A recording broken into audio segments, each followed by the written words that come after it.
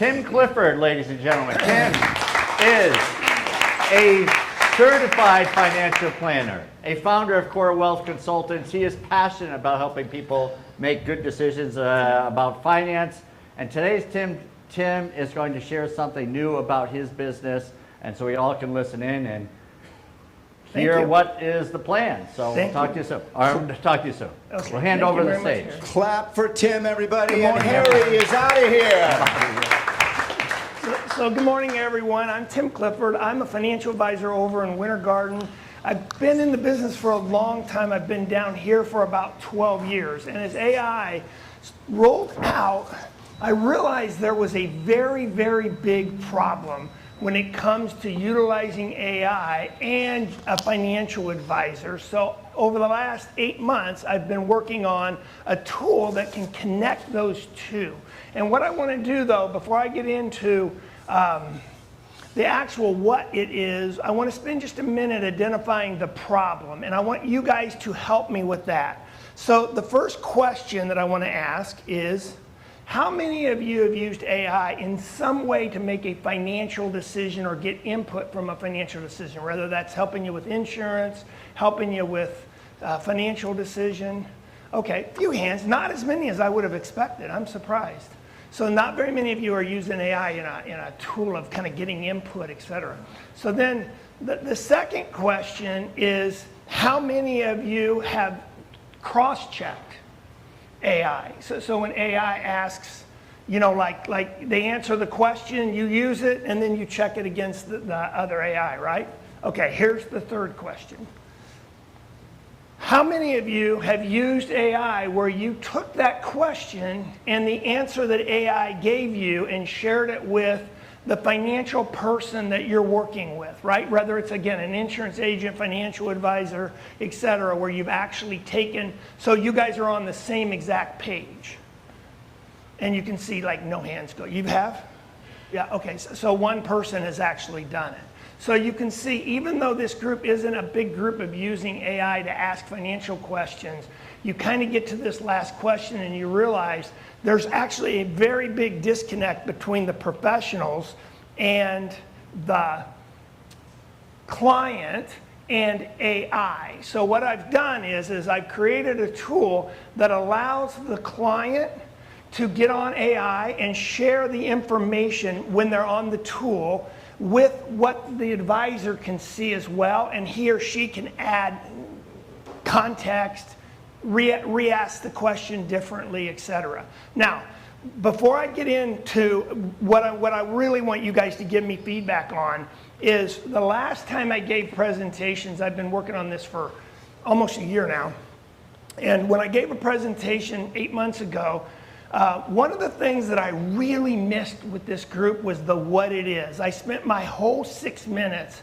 talking about why this was important, why you need to connect your advisor, but I missed when everyone walked away is what even is the tool. So I want to spend a minute just before I get into the why this is important or what it, I want to spend a few minutes on the what. This is actually the screen. Okay, this is a live screen of the tool.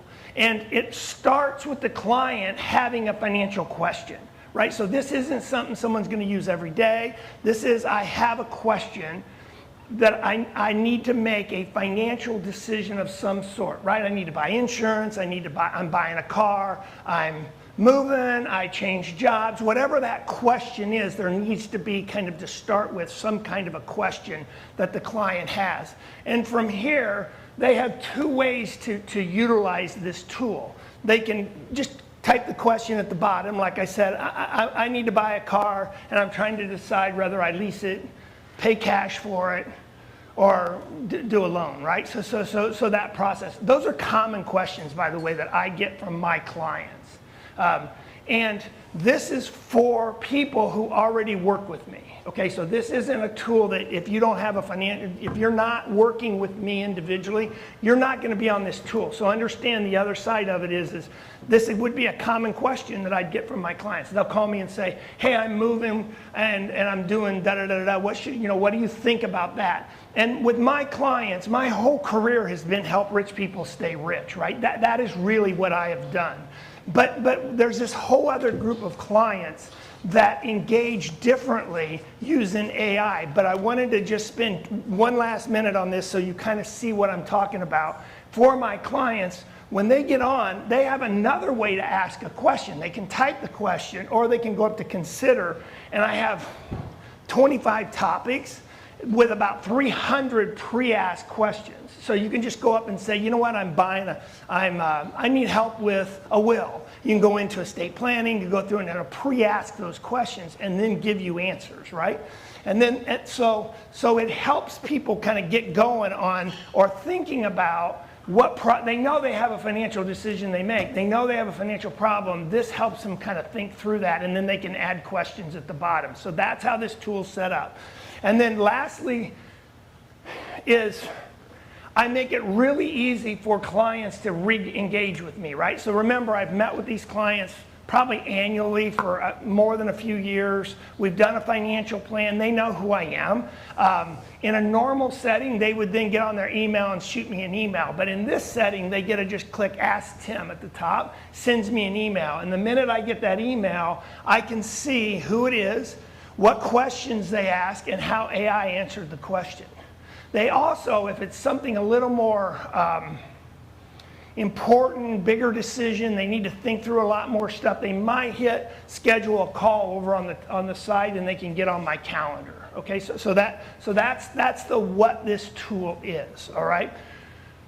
Now, that still only addresses a very small segment of the population, right? Because you have to have a financial advisor, you have to have assets, because financial advisors make money with assets. So there's a whole group of people out there that have 401ks, and they might have a decent amount of money in their 401k, but they don't technically have a financial advisor. So the idea that I want to run past you guys is, now that I've kind of taken you through the way it works with clients, which it works good with those clients that I use that use AI, what I'm curious about is could I take this idea and share it with small businesses and make it more like a membership, like an Aflac insurance agent, where a small business has 20 employees and they offer it to those employees as a tool for those employees to get financial advice from a live person, not from some 1-800 number or from the internet, but actually utilize AI with a live person.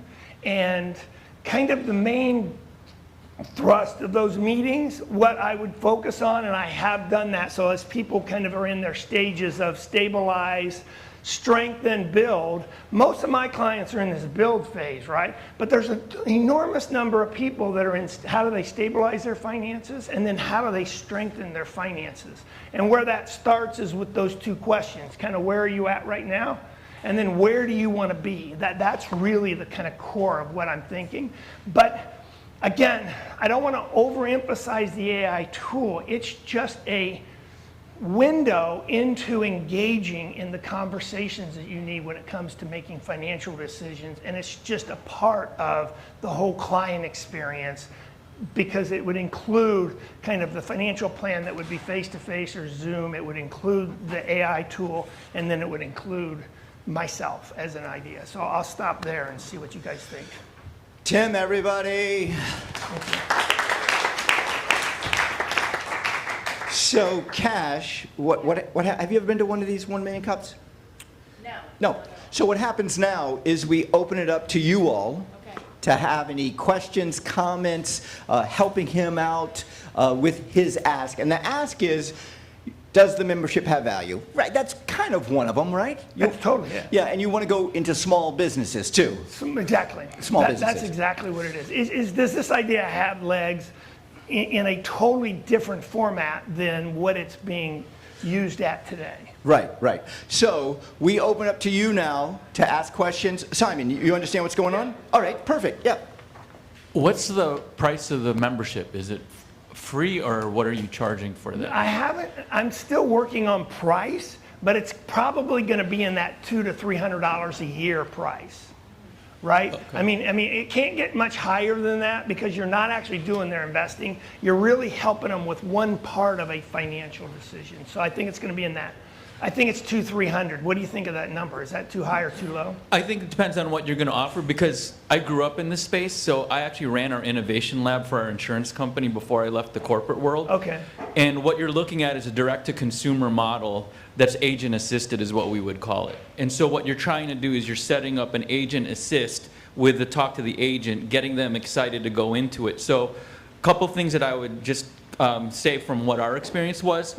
Try to minimize friction points, because the more friction that you have, the more clicks that you have, and also the more words you have on screen, it might have a drop off or a bounce rate from there. I think what you're trying to do has legs, because financial literacy is not where we're at right now. And if you go into AI, the challenge is AI kind of gives you the answers that you want to hear. You need to have a human kind of guiding it, and that's what you're trying to do, is guide the AI experience. And I think you're able to do it. I would just probably recommend a little bit more interactivity with some videos rather than a lot of words, just so that people can be spoken to and interact with them. And then that way, when you say talk to you, they feel like they're going to talk. Simon, Thank you. great feedback. Have you been to 1 Million Cups before? No. No, that's great feedback. I do want to ask one other question. Friction points. That's less that the consumer has to do. Yeah, it's clicks, how many clicks that you have on the website as you go through, because Yep. the more clicks that they have to get, there's going to be click fatigue, and then they just bounce out. And the less likely they come back, right? I mean, because the first time they go is curiosity. The second time is now you're adding value. And Amazon is perfect at that, because I think it's Yeah. 2 clicks and it's at your door. So, Maurice.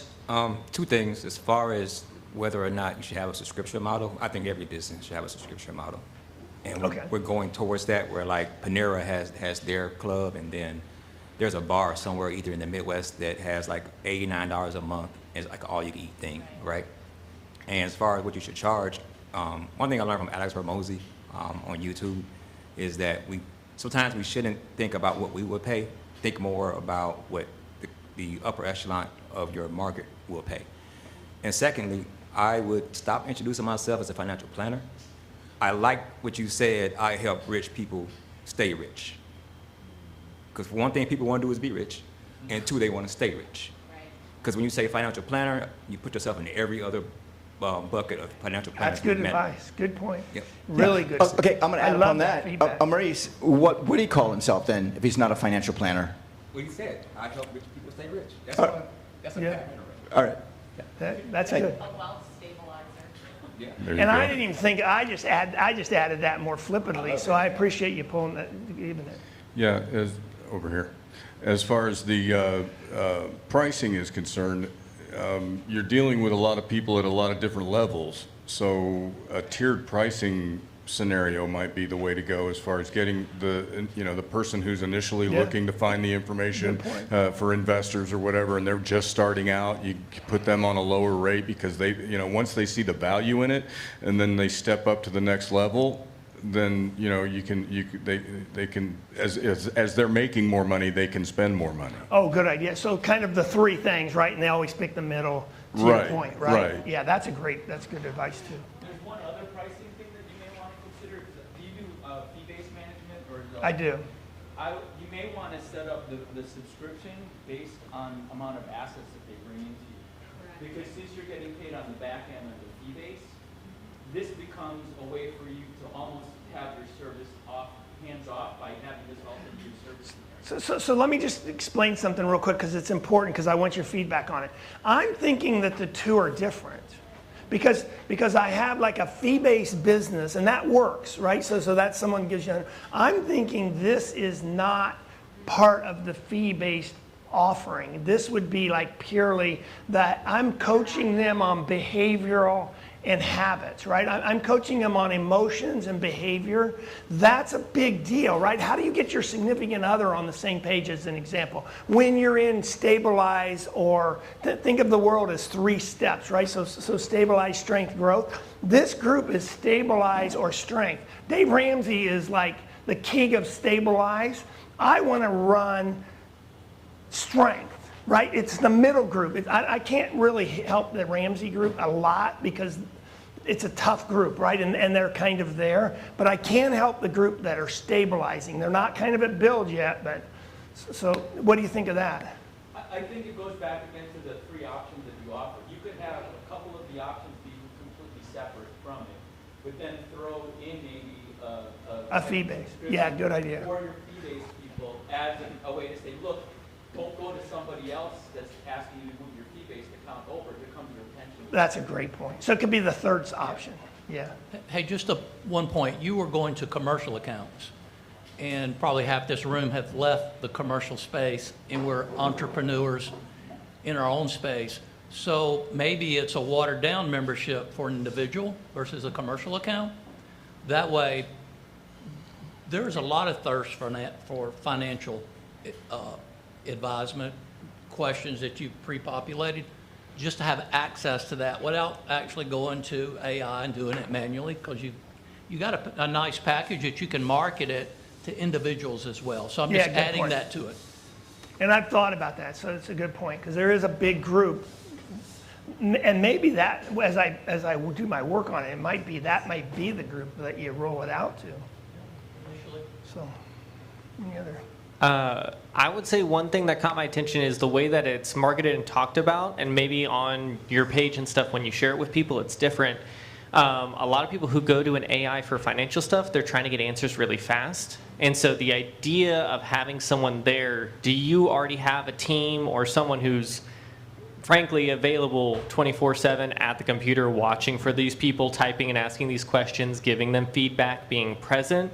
Or do you upfront tell them, hey, like, we'll look at this when we can and we'll get back to you, but expect there could be a delay? Because I can see that being a friction point with a client who is up at 9 o'clock and, oh, you know what, we just decided we really need this thing finally. I'm going to go ask, your AI, and there's questions, but there's no one there to actually give the feedback, and they're like, what am I paying for?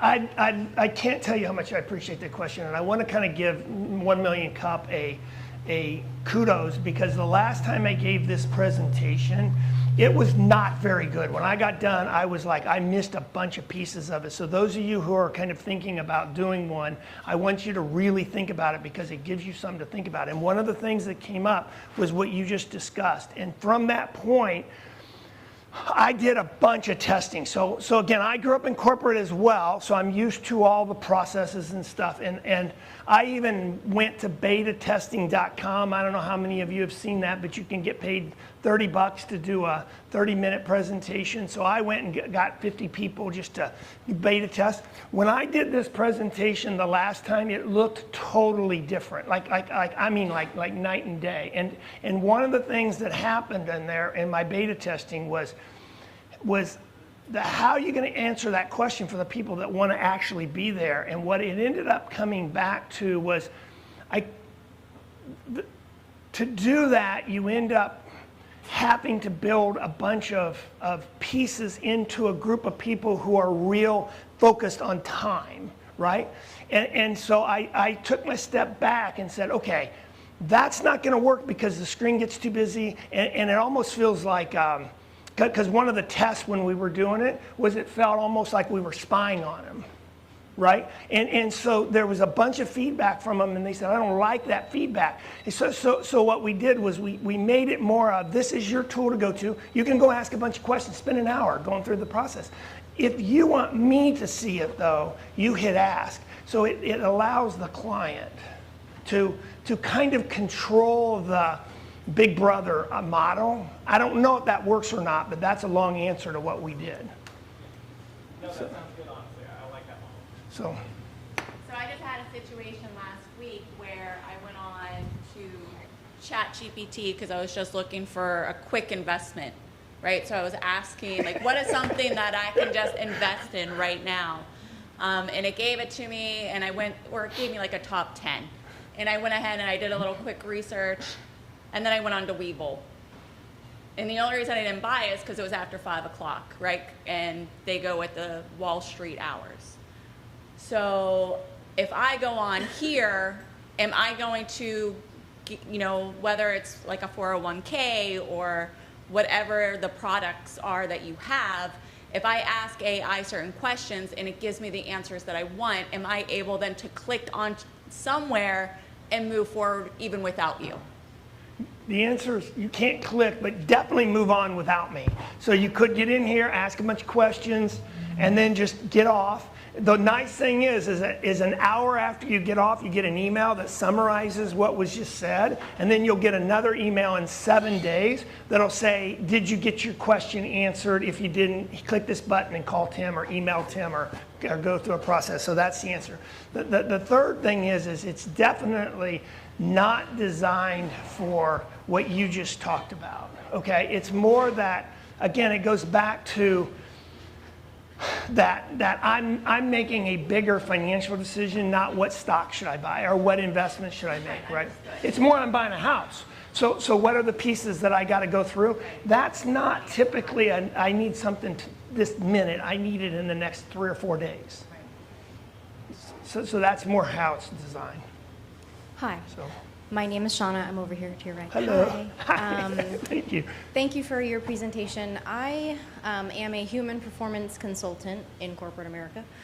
And I am currently working a lot with AI, and one of the biggest challenges that we are consistently seeing right now in human performance is the total reliance on AI for all of the thinking and doing of the human.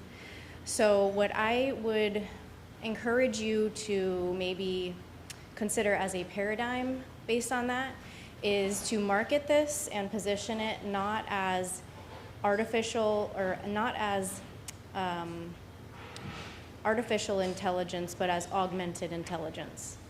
So maybe market it as preparing for a conversation with your financial advisor. Good and have advice. The AI help the person to prepare for the conversation with the human. So it's less about having the person on call 24/7, but helping people, because you can program your AI, right, your agent, as this gentleman said, to respond based on certain information that you input.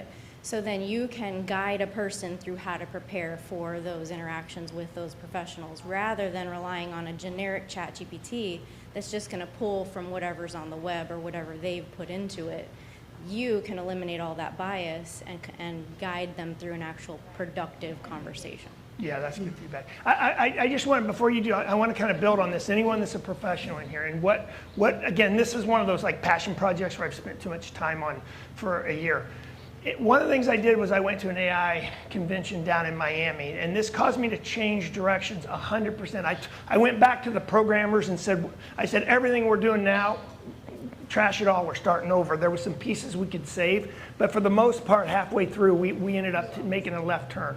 And what I did, so to professionals like yourself who's giving people advice, I went with another couple, and we spent 2 days, and there was 10,000 people there. It was at the thing, so they had a bunch of these booths, right? So I'm telling the story real fast so you get through it, but and the way it was set up was they had government in one section and industry and manufacturing in another, et cetera, right? Well, one section was professional, so it was lawyers, financial advisors, CPAs, consultants, and of all kinds, right? And they had all sizes in there, right? So I spent, talking to them. What are you doing? What's your AI program doing? How do you do it? All that stuff, right?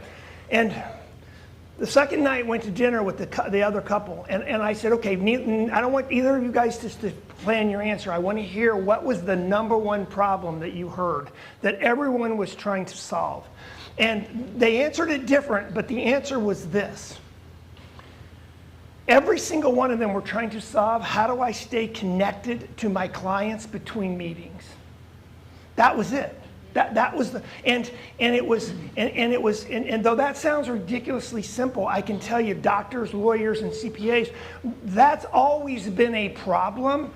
AI has just exaggerated it, right? So that's not a new problem, it's a problem that's now exaggerated. So when I built this, I went back and said, wait a second, I'm building this for the answer, which was the first version of this. I was trying to give people the best answer possible and give them kind of go through a process.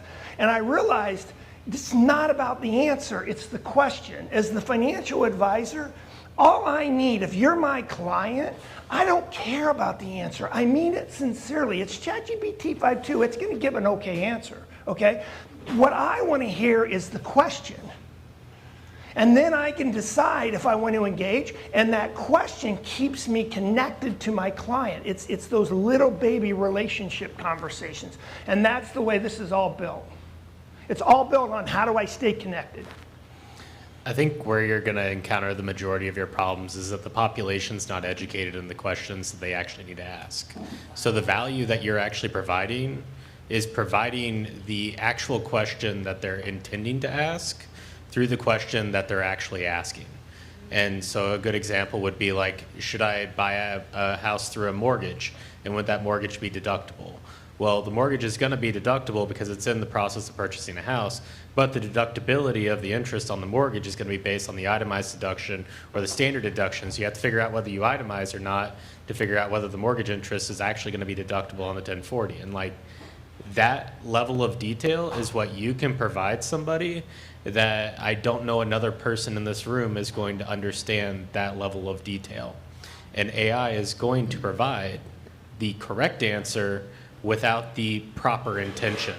And that is going to be consistent, and that's what you're solving. I think you're way underpriced on this. I also don't think this needs to be provided to everybody, and I know that's not a popular opinion. People are going to get $3,000, $4,000 a year out of your product. If they're paying $300, you're not going to have the time to actually spend on providing the proper question. So I'd price it up, and then once again, rich people choose to stay rich because they hire people that help them stay rich.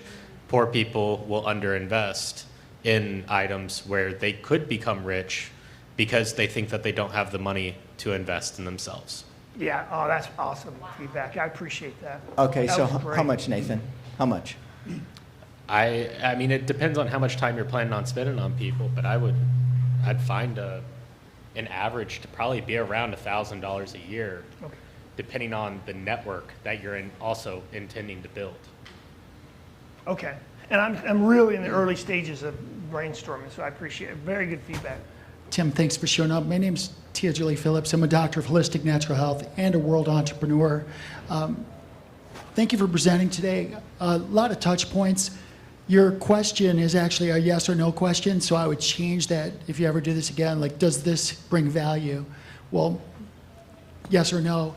The answer is I don't know, because what's valuable to one of these people may not be valuable to me.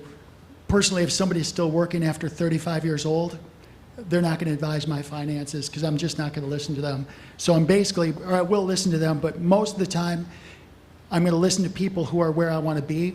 So my mentor makes $250,000 a month. I'm listening to him. So those are the ideas that just overarching. The spirit of this is to get feedback from people. I think your idea is good. It's going to even be better on Web3. The technology is not quite here because AI is going to burp up. It's going to burp up confidence in what you're thinking currently, because it's not built on logic at all. It's not intelligent at all. It's predictive. So it's going to take a string of text using a large language model that's the aggregation of everything in the universe that it can perceive and reach and touch. Even this recent newscast, if you're asking what 10 investments should I make now, it's not thinking it through. It's not analyzing what you need. Do you need cash flow? What do you need? It's not analyzing that. It's giving you a predictive response based on a large language model. What you're putting together is probably best suited for what's called a hash sphere. It's here now. You can do a hash sphere. And instead of a membership, you get paid micropayments. So people that touch your information will pay you a micropayment instead of a dedicated, like, I'm going to pay a subscription, because a small business is not going to pay $300. They're not going to do that. So to answer that question, probably not. It probably doesn't have value for that target audience. So to your point, Simon brought this up, your target audience is going to be different. So what I'm going to say is this is valuable for a small language model that's proprietary, and it's going to be in the near future as soon as the technology arrives, because it's not quite here yet. The AI agents that we're using will be able to find your agent. Your agent will negotiate what data or information you give them, and then you'll be paid a micropayment based on that. Then what you do with the data, once it's in your bubble, you can decide, because that's your data then. So there's a lot here that's valuable, but it's just a little bit scattered. Yeah, I but you're appreciate it. That's pretty good feedback. close. Yeah. Yeah, that's awesome feedback. Thank you very much. I kind of do that micropayment now with Claude, right? I mean, so Claude right now you pay. What you're talking about is how you pay today. Some of the AI pay with a micropayment, so. The one thing that I just wanted to say, because especially he brought up a really interesting point about if somebody's asking about the deductibility of a mortgage or something like that, because you're in the business and you're not, AI is not licensed for insurance or securities. Right. The minute you carry your license and even under your broker dealer, if anything reverts back, you just have to make sure that you're following the compliance disclosures and the compliance language, because if all of a sudden somebody throws a question in there and now it's bordering on tax advice, theoretically a pop-up should come up and say, look, we're not here to offer tax advice, talk to your tax advisor for it. So you now have to predict all the questions that could potentially walk the line of, now am I walking into the licensed realm? And that is when you have to figure out what's then the touch point there. Do they send you the email? Do you automatically bring them into that? Because when his question was if somebody calls at night, you could do a chat bot or a AI voice for an in-service phone call, but then you have to think about all the different questions, put all the answers in, and then make sure whatever compliance departments that you're working with approve that, because you wouldn't want to get in trouble for it. Right. Yeah. And I spent, that's Yeah. why it took a year. Yeah. I've gotten in some really fun conversations with some of my friends in the financial services business. And that's the first place they go, the first time you call compliance. I have actually addressed all that. And I mean, like I could go into literally like the prompt is 25 pages single prompt, right? So it won't answer. And the other thing, for those of you who don't have a financial advisor, there's two kinds of advice. There's informal advice and formal advice. People who are rich are used to paying for advice. That's formal advice. If you talk to me at a cookout and say, hey, Tim, what do you think about this? I'll flip something out to you just to keep the conversation going. That's informal advice. It's not formal. If you come into my office and you're paying me and I'm giving you formal advice, it is different advice. It is substantially different. It's the way I word it, the way I position it, the way I do something. This is the very only tool. In fact, I got into an argument with my compliance department because they said, well, you're kind of doing something that's similar. And I said, no.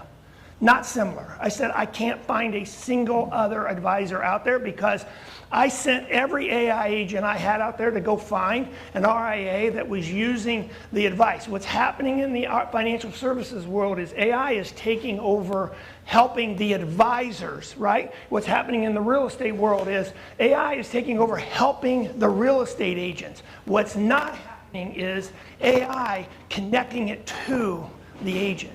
And so to your point, I've really addressed all that. I mean, like if you want, I could show it to someone, they'd be like, wow. Yeah, Tim, I'm sorry. I'm going to piggyback because this is pure gold. What Simon said, that's gold. But I want to share with you that I asked AI a couple of years ago when it first came out to do a present value, determine the present value of an annuity for so-and-so. I gave it all the parameters, right, deprecation, and I tried 7 different AI systems over a year ago. None of them came within $50,000. So stories like that would actually become a marketing device for you.